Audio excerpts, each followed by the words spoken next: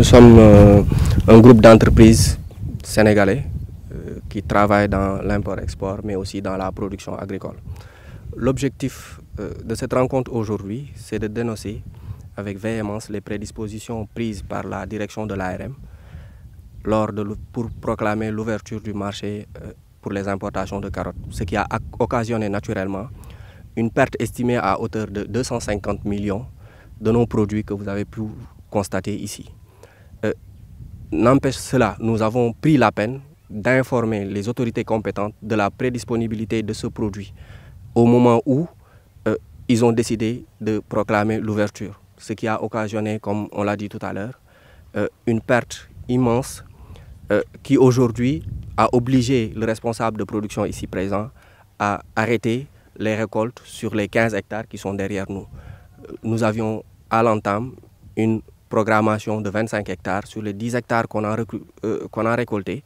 Nous avions commencé la commercialisation et dès lors que les autorités compétentes ont été informées, ils auraient pu prendre les prédispositions nécessaires afin de protéger les producteurs locaux de la même manière qu'ils protègent les investissements étrangers présents dans ce pays.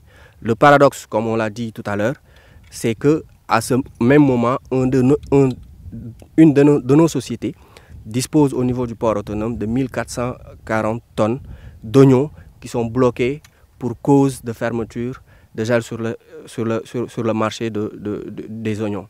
Ce deux poids, deux mesures qui s'appliquent à des Sénégalais bon teint est décevant comparé au discours prononcé par les nouvelles autorités. C'est cette décision inappropriée et lourde de conséquences pour nous, producteurs sénégalais, que nous venons dénoncer aujourd'hui avec l'aide de la presse sénégalaise.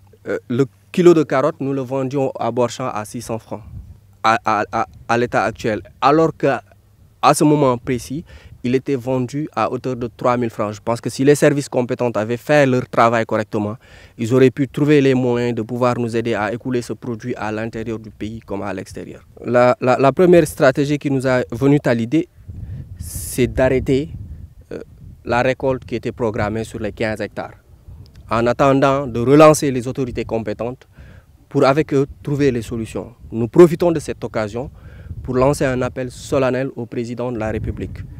Il est impossible d'arriver à l'autonomisation ou à la souveraineté alimentaire sans des champions dans ce domaine-là. Et Africa Farming and Food Processing est l'un de ces champions-là qu'il faut appuyer, qu'il faut aider afin que l'on puisse valoriser le travail qui est fait à ce niveau-là. Et comme vous le dites tout à l'heure, la stratégie première était d'arrêter les récoltes et ensuite de regarder par rapport à ce qui se trouve au niveau du marché. C'est vrai que c'est des coûts supplémentaires, mais mieux vaut avoir des coûts supplémentaires que des pertes que vous avez pu constater sur plus de 3 camions d'une capacité de 1200 et quelques sacs. C'est une perte extraordinaire. Et aujourd'hui, l'autre aspect qui a fait qu'on a convoqué la presse, c'est que nous nous apprêtons à travailler sur 400 hectares. Et nous n'aimerions pas que de telles circonstances puissent voir le jour encore une fois.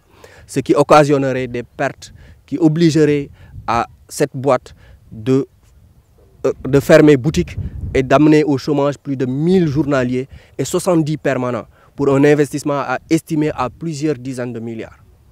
Donc il faut impérativement que le président de la République puisse prendre ses responsabilités, regarder là où se situe le problème par rapport à la régulation du marché, indexer les autorités compétentes, leur donner le mot d'ordre afin qu'ils puissent faire leur travail correctement.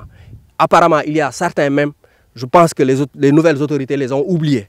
Parce que très sincèrement, comparé à ce qu'ils sont en train de faire dans le marché de régulation, c'est incompréhensible qu'ils puissent continuer à être à leur position.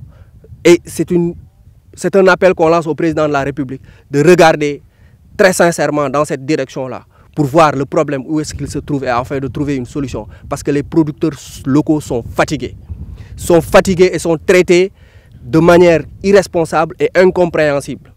Alors que c'est des Sénégalais bon teint qui sont venus investir leur argent. Ils pouvaient faire comme d'autres, mais ils ne l'ont pas fait et ils travaillent à employer plus de 1000 Sénégalais. Et ils injectent de l'argent dans cette économie-là en termes de fisc, en termes de taxes et autres.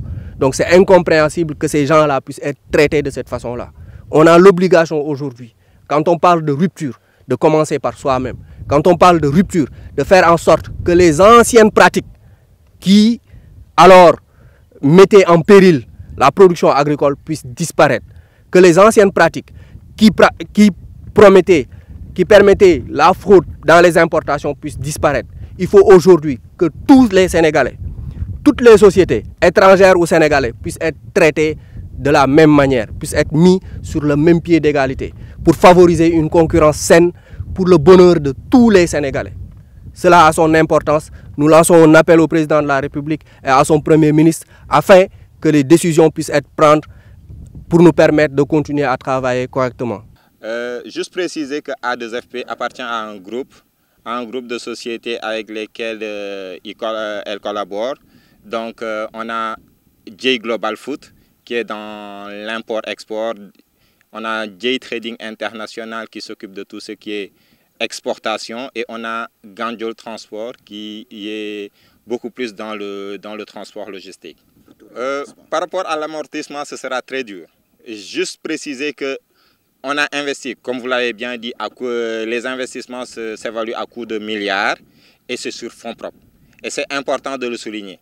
Nous n'avons aucun appui venant de l'État, ni aussi des établissements de crédit concernant notre société A2FP. C'est investi sur fonds propres. Donc aujourd'hui, je les appellerai des champions. On a des champions au niveau du Sénégal. Si des champions tels que A2FP n'ont pas l'appui de nos autorités étatiques, c'est problématique. Aujourd'hui, on parle de carottes, mais demain, on va parler d'autres produits, de la pomme de terre ou de l'oignon ou d'autres spéculations. Aujourd'hui, tant que ce problème n'est pas réglé, attendons-nous demain à avoir d'autres problèmes. S'agissant de la carotte, il a parlé d'une dizaine d'hectares, mais il est nécessaire de souligner que c'est une perte déjà évaluée à 250 millions, à peu près. Sur ces 250 millions, si aujourd'hui nos autorités ne réagissent pas à temps, dans les jours à venir et de façon vraiment express, les jours à venir, nous serons confrontés à d'autres difficultés, d'autres pertes qui, les 15 hectares que vous venez de voir là, les 15 hectares sont évalués à pratiquement plus de 500 millions. Ces 500 millions cumulés aux 250 millions, ça fait une perte, ne serait-ce sur la carotte, de 750 millions. Pas plus tard que ce lundi, on a démarré la nouvelle campagne. Et sur cette nouvelle campagne, il y a des spéculations telles que l'oignon qui nécessitent un fonds de roulement assez consistant. Pour une entreprise aussi jeune que la nôtre, faire face à une perte très récente de 750 millions et vouloir financer une récolte sur plus de 400 hectares, c'est vraiment problématique.